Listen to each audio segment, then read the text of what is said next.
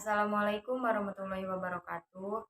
Nama Siti Nur Asyah, NIM 19 14 316, jurusan Asuransi Syariah A semester 5. Video ini dibuat untuk memenuhi tugas kuis mata kuliah aktuaria. Baiklah, di sini saya akan menjawab soal kuis 1A. Pertanyaan yang pertama yaitu, sebutkan undang-undang tentang perasuransian dan jelaskan pengertian dari asuransi syariah.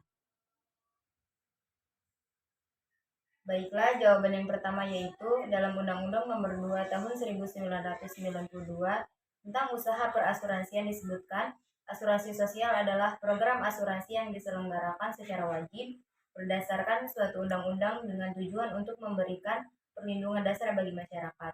Yang kedua, menurut Undang-Undang Nomor 40 Tahun 2014, asuransi sosial adalah suatu mekanisme pengumpulan dana yang bersifat wajib yang berasal dari iuran guna memberikan perlindungan atas resiko sosial ekonomi yang menimpa peserta atau anggota keluarganya.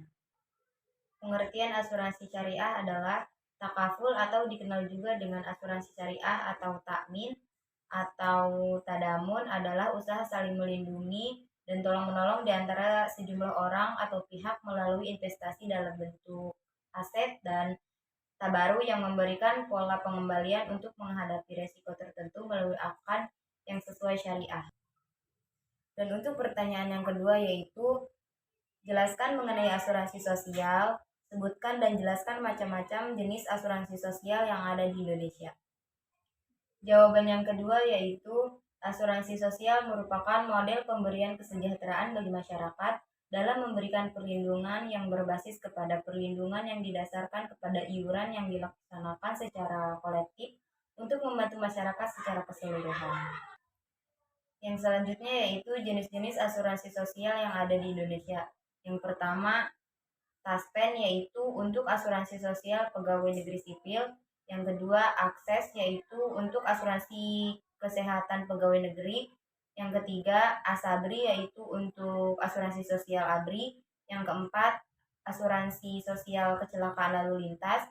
Yang kelima, Astek yaitu untuk jaminan sosial tenaga kerja. Untuk pertanyaan yang ketiga yaitu, sebutkan perbedaan asuransi konvensional dan asuransi syariah.